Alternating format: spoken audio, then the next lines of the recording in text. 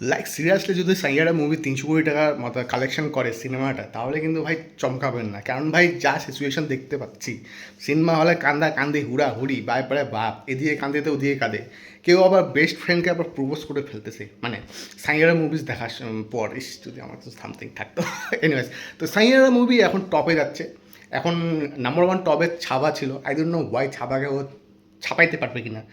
Saiyaara movies as a new কমার actor, মানে আহান পান্ডে, চাঙ্কি পান্ডের ভাইয়ের ছেলে, এবং অ্যাক্ট্রেসটা খুবই মিষ্টি।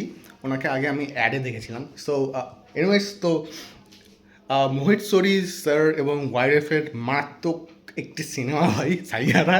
আমি গ্যারান্টি সহকারে বলতে পারবো যে অল টাইম মানে ব্লকবাস্টার। একে ছাপানো, একে টপকানো কোনো মানে কেউ পারবে কি না সন্দেহ আছে। বা একটা সিনেমা আসছিলাম, দুটো সিনেমা আসছিল, একটা হচ্ছে কাশ্মীর ফাইলস আর একটা আছে কেরালা স্টোরি।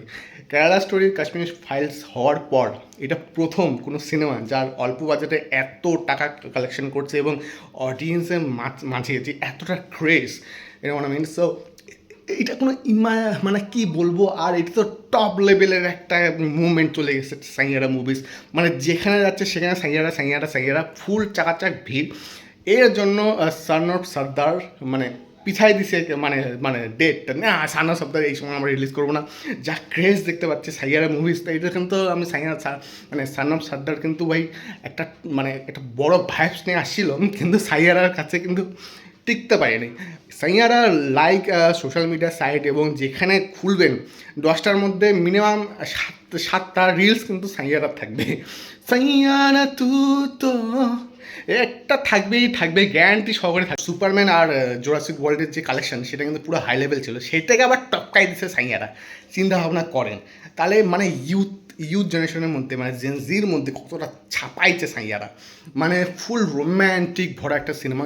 গল্পটা কিন্তু আছে। সিনেমা যদি মানে খারাপ হতো, অডিয়েন্স কিন্তু পছন্দ করতো না। সিনেমাটা যথেষ্ট পরিমাণে ভালো ভাই, মানে ভালো বলে কিন্তু অডিয়েন্স যাচ্ছে, এটা কিন্তু মানতে হবে। কিন্তু তার উপর ক্রেজ, সোশ্যাল মিডিয়া সাইটে রিলস যে ভাইরাল হচ্ছে, এর দ্বারা কিন্তু একটা ভালো বুস্টিং পাইছে সিনেমাটা, একটা ভালো ভাইবস কিন্তু উঠছে সাইয়ারা।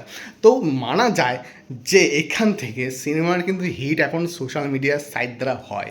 সিনেমার হিট, হ্যাঁ মিউজিক তো থাকবে, বলিউড মুভি বা ইন্ডিয়ান মুভিতে মিউজিক তো অবশ্যই একটা ছাপ ছাড়বে সিনেমার মধ্যে, কিন্তু ভাই প্রচারের দিক থেকে কিন্তু right now social media site কিন্তু অবশ্যই প্রয়োজন।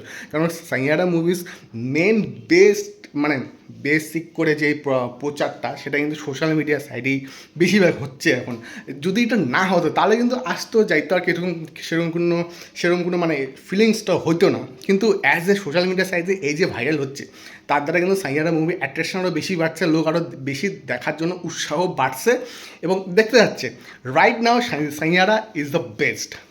ঋত্বিক রোশন হওয়ার, মানে ঋত্বিক রোশনের কাহনা প্যারে যে একটা নিউ কমার যে আসছিল, সেটার যে ক্রেজ ছিল, সেই সেরকমই ক্রেজ কিন্তু সাইয়ারা মুভির মধ্যে দেখা যাচ্ছে অডিয়েন্সের মধ্যে। But all of the best যে জিনিসটা, সেটা হলো সাইয়ারা মুভিজ যে গান। উফ, মারাত্মক গান, টপ লেভেলের গান। 2025-এর বেস্ট অফ দ্য বেস্ট গান ভাই সাইয়ারা মুভিজের অ্যালবামের রাখাটা কিন্তু যাবে। এনিওয়েজ, সাইয়ারা মুভিজ আমি গ্যারান্টি সহকারে বলতে পারি যে এই সিনেমা লাইক 200 থেকে 300 কোটি টাকা বাজেট অবশ্যই, মানে মানে কালেকশন অবশ্যই করবে। বাজেট কিন্তু 60 কোটি টাকা, 200-300 কোটি টাকার মতন কালেকশন করবে। তো এনিওয়েজ, তো এইটাই ছিল সাইয়ারা মুভিজ একটা ছোট্টখাটো রিভিউ। বাট এনিওয়েজ, আর কি বলা যায় রে ভাই, সাইয়ারা চারদিকে চলতেছে।